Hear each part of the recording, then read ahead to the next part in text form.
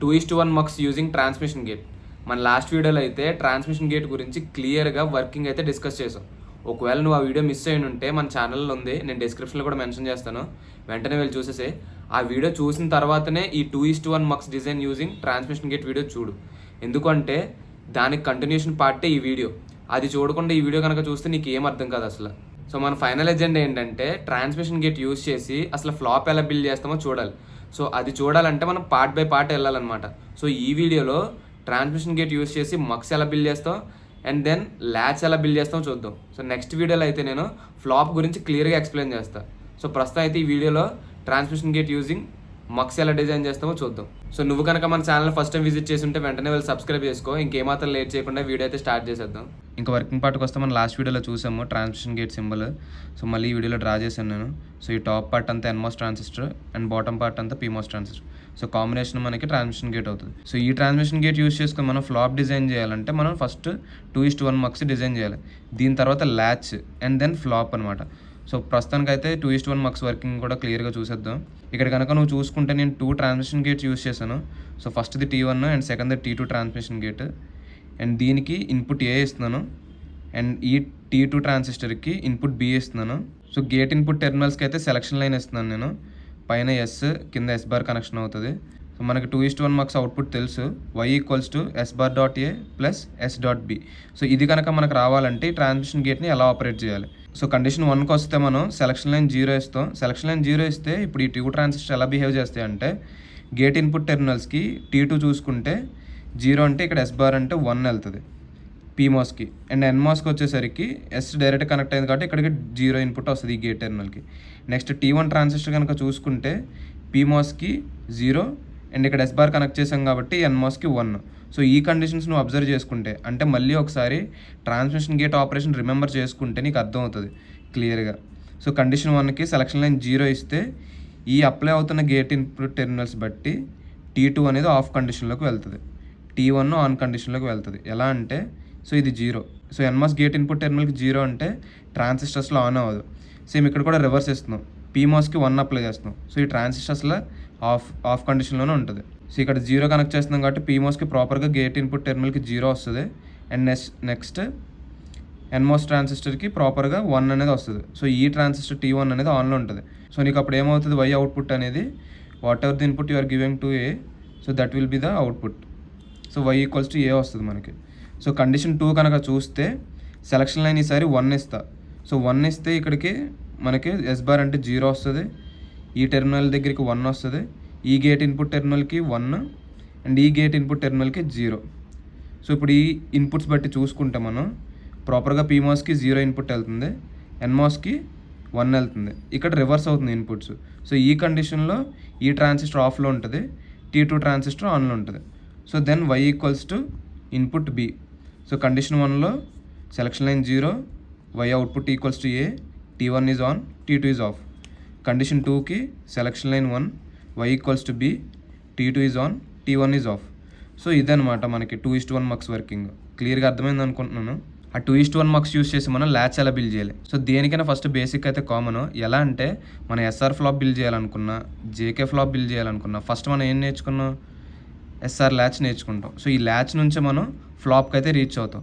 So ఇక్కడ కూడా అలానే ఫస్ట్ ట్రాన్స్మిషన్ గేట్ యూస్ చేసి మనం ల్యాచ్ ఎలా బిల్డ్ చేస్తామో చూద్దాం. నెక్స్ట్ వీడియోలో అయితే ఫ్లాప్ గురించి క్లియర్గా డిస్కస్ చేద్దాం. సో ఇక్కడ ఎలా కనెక్షన్స్ వచ్చినాయి అంటే ఫస్ట్ సేమ్ అంతా కామనే, జస్ట్ ఈ మక్స్కున్న ఏ ఇన్పుట్ని తీసుకెళ్ళి ఫీడ్బ్యాక్ కింద వైకి కనెక్ట్ చేశా. ఓకే, డి ఇన్పుట్ బీని జస్ట్ డీని కింద మార్చాది బి ఇన్పుట్ని. సో ఇవన్నమాట ఇన్పుట్ టెర్మినల్స్. సేమ్ ఇంకంతా కామనే, control signal, control bar and control bar. Just మారిందల్లా ఒకటే, ఈ ఏ ఇన్పుట్ కాస్త జస్ట్ ఫీడ్బ్యాక్ లూప్ కింద అప్లై అవుతుంది. సో ఇప్పుడు ఇది ల్యాచ్ కింద ఎలా వర్క్ చేస్తో చూద్దాం. సో మనకు తెలిసిన ప్రాసెస్ ఏంటి, ల్యాచ్ అనేది సింగిల్ బిట్ స్టోరేజ్ ఎలిమెంట్. మనకు తెలిసిన బేసిక్ ఆన్సర్ అయితే ఇది ల్యాచ్ గురించి. సో ఇప్పుడు మనకి ఏంటంటే ఆ ల్యాచ్ అనేది అసలు వాల్యూని రిటైన్ చేస్తుందా లేదో చూడాలి. ఆ రిటైన్ చేయాలని అంటే ఫస్ట్ మనకి డీన్, సో కంట్రోల్ సిగ్నల్ కనుక ఇక్కడ 0, కంట్రోల్ సిగ్నల్ కనుక మనం 1 ఇస్తే ఇక్కడికి 0 వస్తుంది. సో ఈ ఇన్పుట్ టెర్మినల్ దగ్గరికి 1. సో ఈ ట్రాన్సిస్టర్ ఏమవుతుంది, T2 అనేది ఆన్ అవుతుంది. T2 ఆన్ అయితే మనకు తెలిసిన విషయం ఏంటి, y అనేది డీన్కి వస్తుంది. నువ్వు ఏదైతే ఇన్పుట్ ఇస్తావో అది అవుట్పుట్ కింద వస్తుంది. సో ఇక్కడ ఏంటంటే నీకు కంట్రోల్ యాక్టివ్, కంట్రోల్ యాక్టివ్ ఉన్నప్పుడు T2 on, y equals to D in. So ఈ కండిషన్ గుర్తుపెట్టుకో.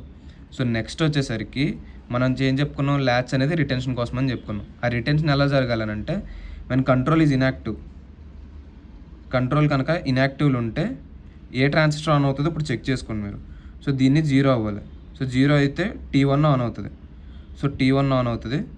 y ఈక్వల్స్ టు అంటే మనకి వాల్యూ రిటైన్ అవుతుందా లేదా. ఫర్ ఎగ్జాంపుల్ నేను ఇక్కడ D-ని 1 ఇచ్చాను అనుకో, ఆ 1 మనకి మళ్ళీ నేను D ఇన్పుట్ అప్లై చేసేంత వరకు ఆ 1 రిటైన్ అవుతుందా లేదా చూసుకోవాలి. ప్యారల్గా D-ఇన్ అండ్ కంట్రోల్ సిగ్నల్ ఒకేసారి స్విచ్ చేయాలి. స్విచ్ చేసిన తర్వాత మనకి y అనేది D-ఇన్ వస్తుందా లేదా చెక్ చేసుకోవాలి. సో ఇప్పుడైతే మనం D-ని కాన్స్టెంట్గా ఉంచుదాం, అంటే 1 ఉంచుదాం. అది ఆల్రెడీ వచ్చేసింది అనుకుందాం. ఈ కంట్రోల్ సిగ్నల్ యాక్టివ్లో ఉంచింది. y ఈక్వల్స్ టు D-ఇన్ వచ్చింది అనుకుందాం. ఇప్పుడు కండిషన్ ఏంటి, మనకి కంట్రోల్ ఇన్యాక్టివ్ అంటే 0 చేశారు. 0 చేస్తే T1 ఆన్ అవుతుంది. T1 ఆన్ అయింది. ఇప్పుడు y ఎలా బిహేవ్ చేస్తుందో చూద్దాం. మన లెక్క ప్రకారం ఏంటంటే రిటెన్షన్ అవ్వాలి సింపుల్గా. సో 1 రిటెన్షన్ అవ్వాలి. సో ఈ C1 దగ్గరికి ఈ C2 ఛార్జ్ అవ్వాలి అంటే 1 అంటే మనకి 5 volts. ఈ 5 volts ఇక్కడికి ఛార్జ్ అవ్వాలంటే కంప్లీట్గా ఛార్జ్ అవుతుందంటే అవ్వదు. ఎలా అంటే మనకు 2 ప్రాబ్లమ్స్ ఉన్నాయి, లీకేజ్, కెపాసిటివ్ షేరింగ్. ఈ 2 ప్రాబ్లమ్స్ వల్ల వోల్టేజ్ అనేది ఇక్కడ నుంచి ఇక్కడికి ట్రావెల్ అయ్యేటప్పుడు వోల్టేజ్ డ్రాప్ అవుతూ సిగ్నల్ డిప్లీట్ అవుతూ వెళ్తుంది C2 దగ్గరికి. ఇన్ కేస్ C2 కనుక 5 volts ఛార్జ్ అవ్వకుండా ఏదో ఒక సమ్ వోల్టేజ్కి ఛార్జ్ అయింది అనుకుందాం. ఫర్ ఎగ్జాంపుల్ 1 voltకి ఛార్జ్ అయింది అనుకుందాం. ఆ 1 volt అనేది T1 ట్రాన్సిస్టర్ యొక్క థ్రెషోల్డ్ వోల్టేజ్ కన్నా తక్కువ ఉంటే ఈ T1 0 కింద ట్రీట్ చేస్తుంది. సో మీరు మళ్ళీ ట్రాన్స్మిషన్ గేట్ వర్కింగ్ గుర్తెచ్చుకుంటే మీకు క్లియర్గా అర్థమైపోద్ది. సో T1 0 కింద ట్రీట్ చేసుకుంటుంది. 0 కింద ట్రీట్ చేసుకుంటే మనకి ఏం రిటర్న్ అవుతుంది, 0 రిటర్న్ అవుతుంది. సో 0 అంటే 0 volts రిటర్న్ అవుతుంది. కానీ మనం ఇచ్చిన ఇన్పుట్ ఏంటి, 1 ఇచ్చాం, అంటే 5 volts రిటర్న్ అవ్వాలి. కానీ ఏం రిటర్న్ అవుతుంది, 0 రిటర్న్ అవుతుంది. సో ఈ రిటర్న్ ప్రాబ్లమ్ని మనం ఇక్కడ ఫేస్ చేస్తున్నాం. యాక్చువల్గా మనకి కంట్రోల్ యాక్టివ్లో ఉన్నప్పుడు y అనేది D ఇన్పుట్ రావాలి. కంట్రోల్ ఇన్యాక్టివ్ ఉన్నప్పుడు మనం ఏదైతే వాల్యూ ఇచ్చామో అదే రిటర్న్ అవ్వాలి. కానీ ఇక్కడ 1 రిటర్న్ అవుతుందంటే లేదు, 0 రిటర్న్ అవుతుంది. సో దీన్ని మనం ఓవర్కమ్ చేసుకొని ల్యాచ్ ఎలా బిల్డ్ చేస్తామంటే we come up with solution inverter feedback loop. 2 inverters add చేసుకుని ఫీడ్బ్యాక్ లూప్ని ఇచ్చుకున్నాం. సేమ్ ఇక్కడ కూడా కాన్సెప్ట్ అంతా సేమ్. D-ఇన్ 1 అయింది అనుకుందాం. ఫస్ట్ కండిషన్లో T2 ఆన్ అవుతుంది. ఆన్ అయితే మనకు y ఈక్వల్స్ టు D-ఇన్. సో ఈ ఇన్పుట్ ఇన్వర్టర్ ఎందుకంటే ఇక్కడ ఫీడ్బ్యాక్ లూప్ పెట్టినప్పుడు ఒకవేళ నేను ఈ ఇన్వర్టర్ యూజ్ చేయకపోతే ఇక్కడ 1 ఇస్తే మనకి ఏం షిఫ్ట్ అవుతుంది, y అనేది 0 వస్తుంది మనకి కదా. సో ఇన్వర్టర్ ఇక్కడ మనకి ఇన్వర్ట్ చేస్తుంది కాబట్టి ఇన్పుట్ని మనం వైని డైరెక్ట్గా 0 చూస్తాం. అలా చూడకుండా ఉండాలంటే మనం అవుట్పుట్ని ఇన్పుట్కి ఐసోలేట్ చేయాలి. ఐసోలేట్ చేయాలంటే ఇక్కడ ఇంకొక ఇన్వర్టర్ యూజ్ చేసుకోవాలి. సో 1 ఇస్తే ఇక్కడ 0 అండ్ 0 ఇక్కడ 1 కింద ట్రీట్ అవుతుంది. సో మనకి ఇన్పుట్ ఏది ఇచ్చామో అవుట్పుట్ అదే వస్తుంది కాబట్టి 2 ఇన్వర్టర్స్ ఇక్కడ కూడా కంపన్సేట్ అయిపోతాయి. సో ఇదనమాట కండిషన్.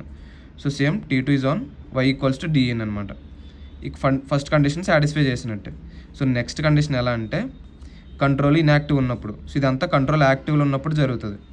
సో కంట్రోల్ ఇన్యాక్టివ్లో ఉంటే T1 ఈజ్ ఆన్, మనకి ఏం కావాలి, y అనేది 1 రిటర్న్ అవ్వాలి. అది ఎలా రిటర్న్ అవుతుంది అంటే ఈ ఇన్వర్టర్ ఫీడ్బ్యాక్ లూప్ ఎలా హెల్ప్ చేస్తుంది అంటే ఇక్కడ C1 దగ్గర నుంచి ఈ C2 ఛార్జ్ చేయడానికి 5 volts మనం ఛార్జ్ అవ్వాలి.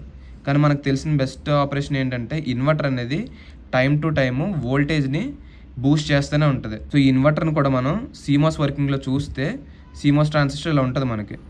సో ఈ ఇన్పుట్ కనుక 0 అయితే, సో ఇన్వర్టర్ ఇన్పుట్ కనుక 0 అయితే NMOS ఆఫ్. మనకి ఏంటి తెలిసింది, PMOS అనేది మనకి లాజిక్ 1ని డ్రైవ్ చేయడానికి బాగా హెల్ప్ అవుతుంది. అంటే పుల్అప్ నెట్వర్క్ అనమాట. కంప్లీట్గా VDD 5 volts అనేది ఛార్జ్ చేస్తుంది. సో ఇక్కడ 5 volts బూస్ట్ అనేది అవుతుంది. సో ఈ వోల్టేజ్కి హెల్ప్ అవుతుంది బూస్ట్ అవడానికి. ఇక్కడ నుంచి ఇక్కడ ఈ ఇన్వర్టర్ దగ్గరికి ట్రావెల్ చేసేటప్పుడు సంథింగ్ కొంచెం వోల్టేజ్ డ్రాప్ అయినా సరే ఈ ఇన్వర్టర్ ఇక్కడ మళ్ళీ మనకి 5 volts బూస్ట్ చేయడానికి హెల్ప్ అవుతుంది. సో అలాగ మనకి ఇక్కడ కంప్లీట్గా C2 అనేది 5 voltsకి ఛార్జ్ అయ్యి T1 అనేది వాల్యూ 1 అని చూస్తుంది. సో 1 కనుక చూసిందంటే ఏంటి, మన ఇక్కడ కంట్రోల్ ఇన్యాక్టివ్లో ఉంది కాబట్టి T1 అనేది ఆన్లో ఉంటుంది. T1 ఆన్ అయిందంటే ఆన్ రెసిస్టెన్స్ ఉండడం వల్ల స్విచ్ కింద యాక్ట్ చేసి 5 voltsని మళ్ళీ ఇక్కడికి వస్తుంది. సో ఇన్వర్టర్ ద్వారా మళ్ళీ బూస్ట్ అయ్యి మళ్ళీ ఈ I3 దగ్గరికి, I3 ఇన్వర్టర్ దగ్గరికి వస్తుంది. సో అలా ఎప్పటి వరకు జరుగుద్ది అంటే నువ్వు ఎప్పుడైతే కంట్రోల్ని స్విచ్ చేస్తావో, అంటే మళ్ళీ కంట్రోల్ని యాక్టివ్లోకి తీసుకొస్తావో అప్పటి వరకు నీ వాల్యూ అనేది ఈ T1 దగ్గర రిటైన్ అవుతూనే ఉంటుంది. సో ఇదనమాట రిటెన్షన్ ప్రాబ్లం మనం ఎలా ఓవర్కమ్ చేసామంటే with the help of inverter feedback loop. So సింపుల్గా వర్కింగ్ చూసుకుంటే when control is active, T2 is on, y equals to d in. When control is inactive, T1 is on, y equals to retention state. Okay, నువ్వు కొత్త input ఎప్పుడు చూడాలి అంటే నువ్వు ఎప్పుడైతే కంట్రోల్ని switch చేసుకొని అంటే మళ్ళీ యాక్టివ్లోకి తీసుకొచ్చి డి ఇన్పుట్ చేంజ్ చేస్తావో అప్పుడు మనకి ఇక్కడ y అనేది ఇన్పుట్ అనేది మారుతుంది. సో ఇది రిటెన్షన్ ప్రాబ్లం ఓవర్కమ్ చేసాం. సో ఇలా మనం రిటెన్షన్ ప్రాబ్లమ్ని మనం ఓవర్కమ్ చేయొచ్చు ఇన్వర్టర్ ఫీడ్బ్యాక్ లూప్ యూస్ చేసి. ఫైనల్గా ల్యాచ్ వర్కింగ్ అయితే ఒక 4 పాయింట్స్లో చూసేద్దాం మనం. మనకు తెలిసిన పాయింటే latch is a single bit storage element and then మనకి ఎన్ని సిగ్నల్స్ ఉన్నాయి, input, output and control signal. So D in అనమాట input, output equals to y. So point 3 ఏంటంటే latch operates in 2 modes, open mode, closed mode. So open mode అన్న transfer mode అన్న ఒకటే. So ఈ transparent మోడ్లో కంట్రోల్ యాక్టివ్లో ఉంటుంది, T2 ఆన్లో ఉంటుంది, నువ్వు అవుట్పుట్ అనేది డిఇన్ ఏది ఇచ్చావో అదే ఎగ్జాక్ట్గా చూస్తావు. క్లోజ్డ్ మోడ్ వచ్చేసరికి రిటెన్షన్ స్టేట్ అనమాట ఇది.